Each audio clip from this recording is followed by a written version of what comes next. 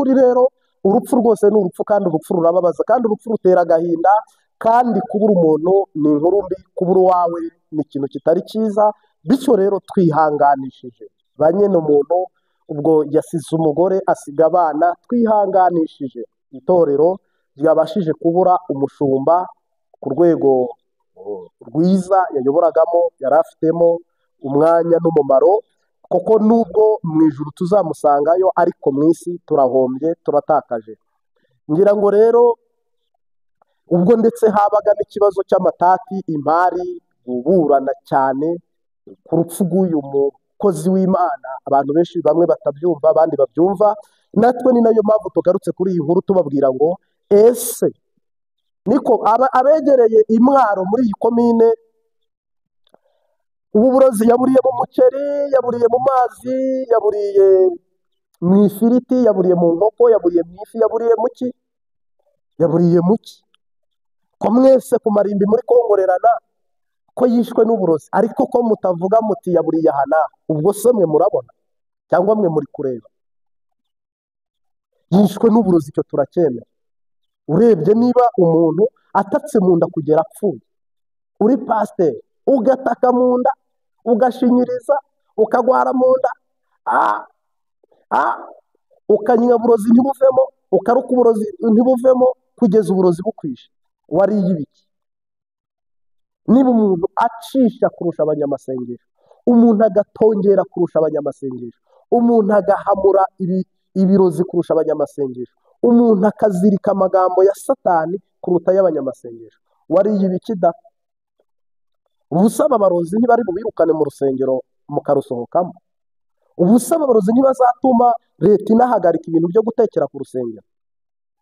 Koko nibikomera leta yo ntizemera gutakaza abenegihugu, ahubwo biragaragara ko igihe kizagera leta ikavuga iti ku mpamvu n'imvu z'abantu baguma baburira ubuzima mu njya zo ku rusengero, duhagaritse ibyo guteka n'ibyo kurya n'ibyo kunywa ku rusengero, umuntu wese ajya agiwe. Bizahagarara ko leta yizagomeza ireberera abantu? Yego.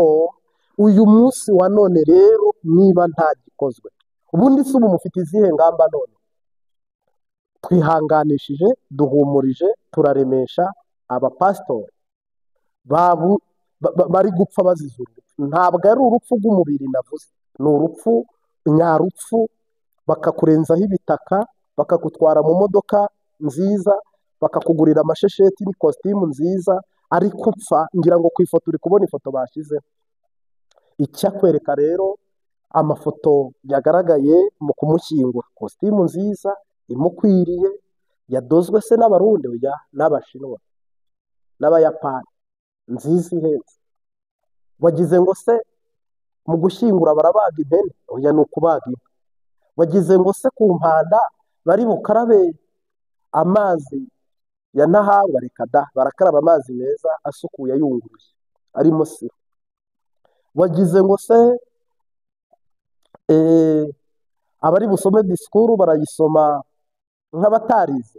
Barayisoma nk'abize, ibintu byose ko byakozwe mu murongo, biri mu murongo, mbese barire baboroge ibindi bari. Ubundi ubu burozi bwose bwo muri Pantekote y'i Burundi, uburi mu kanwa mukwiye kubucira, uburozi buri mu maboko yanyu mukwiye kubucira. Niba ari ikintu kibi, ni ukuba umukozi w'Imana yakica umukozi w'Imana mugenzi we, bapfuye amashikanwa, bapfuye ibigira cumi, mw'abantu mwe, akaga kabaho, ishyano ribaho. Niba habaho urupfu mu mezi 3 pasiteri akicwa n'uburozi, uwo mukamushyingura, mu yandi 3 hakaboneka undi akicwa n'uburozi, uwo mukamushyingura, kandi ibi bintu bikaba mu rusengero rumwe, bikicuma bikaba mu rundi, bikicuma bikaba mu rundi. Niba uyu mudayimoni yarabananiye kubirukana, nuko mwuka wera yaba atakiba mu itorero no mu rusengero, yaba atakiri mu ishengero. Ntabwo mbyumva ukuntu umuntu aririmbana uburozi ntimumubone, umuntu agasengana uburozi mu masengesho ntimumubone. Bibiri ivuga ngo nta kizaba ntakibabwiye, nta kizaba ntakiberetse. Umuntu akaza akicarana uburozi bwe mwiturije mugaceceka, umuntu akagenda akaroga pasiteri agapfa, mukamushyingura, mukaririmba heza, mukakoma amashyi, mwavayo mugakaraba, mukava ku mpanda mukajya gukaraba, mukabwira umupfasoni ko yari mwiza, yakoraga neza, byari byiza, none mwihangane asize abana, mukamuhamba mu mafaranga menshi nk'ariya. njye nibyo ngarutseho mu mbabarire, ari ibintu tudahuza muri komenti, ndabizi uradoka, ariko ni ibintu tutagomba kumvikana no guhuza. Yesu yaravuze ngo mukunda abapfu kuruta abazima. Niba mutasenze kare ngo uburozi Imana ibutesha agaciro, ntimusenge kare ngo uyu mudayimoni atsindwe aneshwe.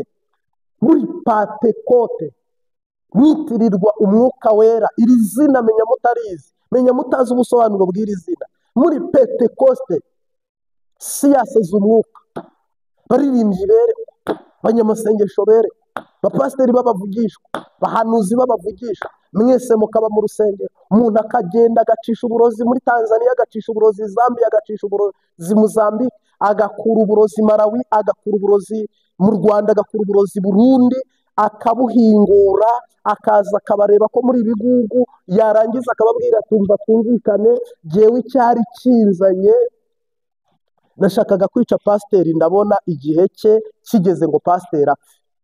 Kandi koko bikarangira pasiteri apfuye. Uyu munsi wa none, uyu mupasitori, uyu mushumba,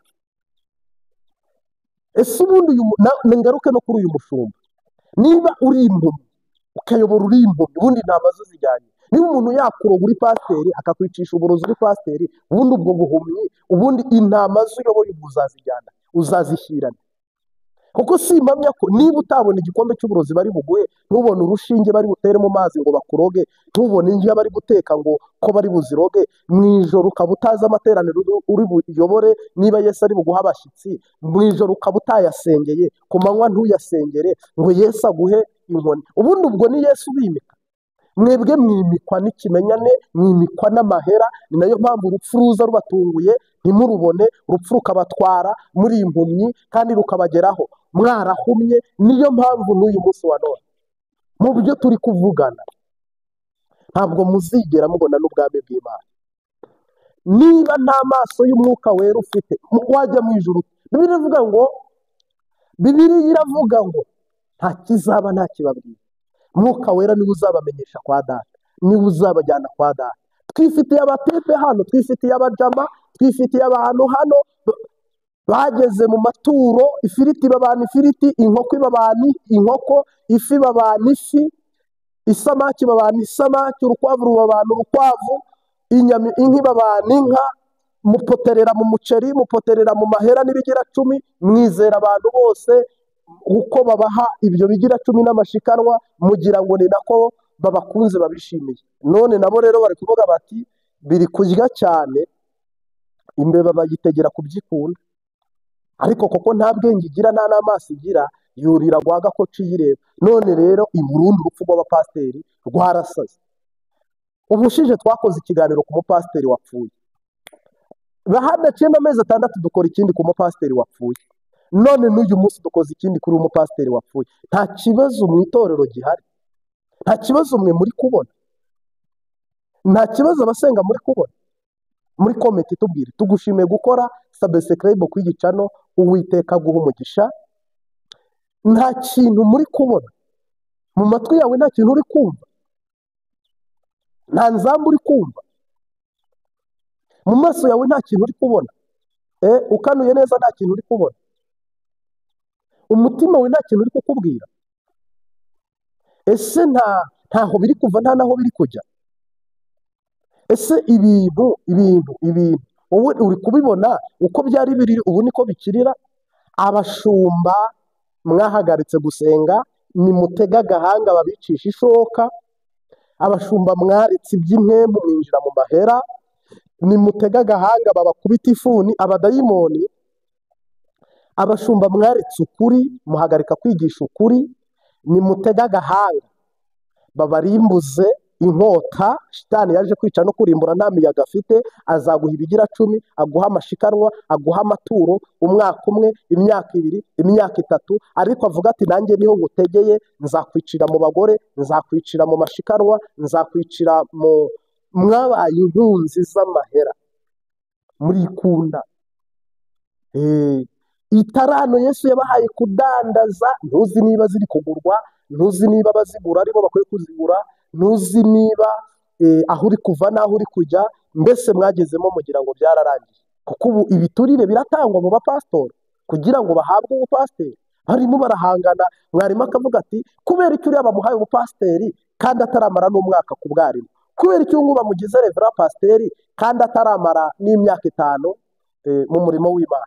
Uriya mudiyakoni bahise bamuha ubwarimu, njyewe umudiyakoni mbisaziyemo. Mbese ni ikimenyane, ariko ntabwo abantu bagisenga ngo Imana yimike. Abantu basigaye barobanura abantu kubera amafaranga, abandi bakarobanura abandi kubera amahera n'uburanga n'ibindi bagenderaho. Ntabwo muri kurobanura nka bimwe Samweli yakoze kwa Isaya. Nawe yarebaga igihagarara, akareba uburanga, akareba icyubahiro, akareba biriya, agahita avuga ati uyu ni we Uwiteka ashaka. Dore Yesu ari kubaseka, mwanze kumvira umwuka wera, mwanga kuyoborwa n'umwuka wera, mwanga guhagarara mu nzira n'ukuri n'ubugingo. Ubu rero ikinyoma kiri kubakumukana kibajyana mu kuzimu. Nyine uyu muhisi niwe ngarutseho ngo agaragare nk'umuntu nawe uhahamiye cyane ubutunzi. Ngira ngo no ku ifoto wabibonye rero ko atari umupasiteri warwanaga intambara yo kugira ngo agure novo muderi na siye muderi yari afite, ngira ngo. Ariko mu by'ukuri nongeye kwihanganisha umuryango wa pasiteri revera muri komine Nyabihanga, ngira ngo ni muri province ya Mwaro mu gihugu cy'u Burundi. Ngira ngo uyu mupasiteri rero twihanganishije abakristo b'abapentekoste ndetse no muri pentekoste. Mu by'ukuri rero uyu ni umukristo, ariko yaje gupfa azize uburozi. Yaje gupfa yishwe n'abarozi kandi agaburiwe n'abadiyakoni, agaburiwe n'ibyegera bye. Ngira ngo rero Imwaro abahazi murahazi, ngira ngo n'iyi komine Nyabihanga nayo murayizi. Niho uyu mupasiteri yakoreraga, ni nako yabaga. Amamuko ye yahoze ari umukristo muri Pentecost of di Burundi. Biza kurangira rero agiye icyo nakita mu macaci cyangwa se muri aya ma eglise reveil ariko byose ni kimwe, na Pentecost nayo ni byose ni kimwe. Mpamya ko nta myaka irenze, ntabwo ari ibigugu. Pentecost si ikigugu, ntabwo arasiye, nayo ni reveil, niyo gezabutumwa giprotestant.